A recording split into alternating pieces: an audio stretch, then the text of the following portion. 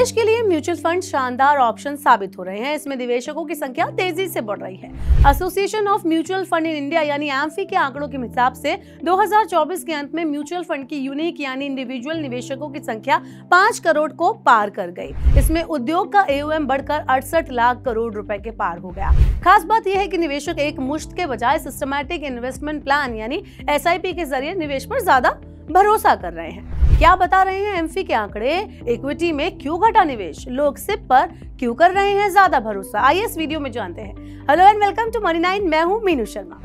बात करते हैं स्टॉक मार्केट की उठाफटक का असर म्यूचुअल फंड के उद्योग पर देखा गया। बड़ी गिरावट के डर से निवेशक इक्विटी म्यूचुअल फंड में निवेश में सतर्क रुख अपना रहे हैं। एम्फी के डाटा बता रहे हैं कि सितंबर 2024 में इक्विटी म्यूचुअल फंड के निवेश में सुस्ती देखने को मिली। इस दौरान इक्विटी में कुल निवेश 34,419 करोड़ रुपए रहा, जो इससे पिछले महीने 38,239 करोड़ रुपए की कंपैरिजन में 10% कम है। लोग लमसम निवेश करने से बच रहे हैं। इस दौरान निवेशकों ने डेट, लिक्विड और ओवरनाइट फंड में से कुल 1.14 लाख करोड़ रुपए का नेट आउटफ्लो यानी निकासी की।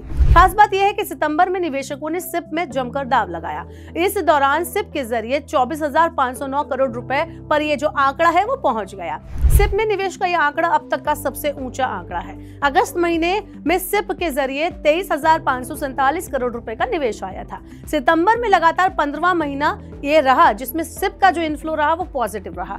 इस दौरान SIP के तहत निवेश की राशि बढ़कर 13.81 लाख करोड़ रुपए हो गई। इन आंकड़ों से संकेत मिल रहे हैं कि लोगों का अब SIP की तरफ जो भरोसा है वो बढ़ रहा है। वो रिकरिंग और फिक्स डिपॉजिट से पैसा निकालकर SIP के जरिए इक्विटी म्यूचुअल फंड में लोग लगा रहे हैं। एम्फी के डाटा के हिसाब से निवेशकों ने सेक्टोरल और थीमेटिक न्यू फंड ऑफर यानी NFO में पैसा लगाना जारी रखा। सितंबर में थीमेटिक फंड में सबसे ज्यादा 13,254 करोड़ रुपए का निवेश आया, जो इक्विटी से जुड़ी सभी 9 स्कीम्स में सबसे ज्यादा है। इस मामले में large and mid cap fund दूसरे नंबर पर रहे।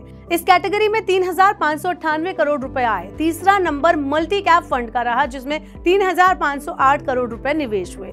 सितंबर में निवेशकों का इक्विटी लिंक सेविंग स्कीम यानी ELSS से मोह भंग होता नजर आया। इस कैटेगरी में 348 करोड़ रुपए से ज्यादा का आउटफ्लो यानी निकासी रहे। तो research agency morning star India की रिपोर्ट के हिसाब से सितंबर 2024 में इंडेक्स फंड कैटेगरी में सबसे ज्यादा नई स्कीम लॉन्च हुई। इसमें 13 स्कीम ने कुल 3,656 करोड़ रुपए जुटाए। इसके बाद सेक्टोरल या थीमेटिक कैटेगरी में 4 स्कीम लॉन्च हुई, जिन्होंने 7,842 करोड़ रुपए जुटाए। चालू वित्त वर्ष में सॉवरेन गोल्ड बॉन्ड लॉन्च नहीं होने की वजह से लोग अब म्यूचुअल फंड के जरिए गोल्ड में निवेश बढ़ा रहे हैं। सितंबर में गोल्ड ETF में 1,232 करोड़ रुपए का निवेश आया। मल्टी एसेट एलोकेशन फंड जो डेट, इक्विटी और गोल्ड में निवेश करते हैं, इसमें 4,070 करोड़ रुपए इनफ्लो रहा।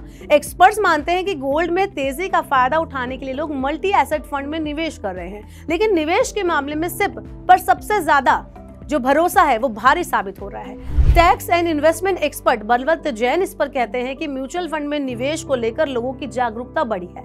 वित्तीय साक्षरता बढ़ने से लोग कंपाउंडिंग के कमाल को समझने लगे हैं। जिन लोगों के पास एक मुश्त निवेश के लिए पैसा नहीं है, वो म्यूचुअल फंड में SIP के जरिए अब इन्वेस्ट कर रहे हैं। पिछले कुछ साल से SIP के निवेश में बम्पर रिटर्न आया है। इससे प्रेरित होकर नए इन्वेस्टर, खासकर नौकरी पेशा लोग, बैंक में पैसा रखने की बजाय SIP में लगा रहे हैं। निवेश का ये ट्रेंड आगे जारी रहने के आसार हैं।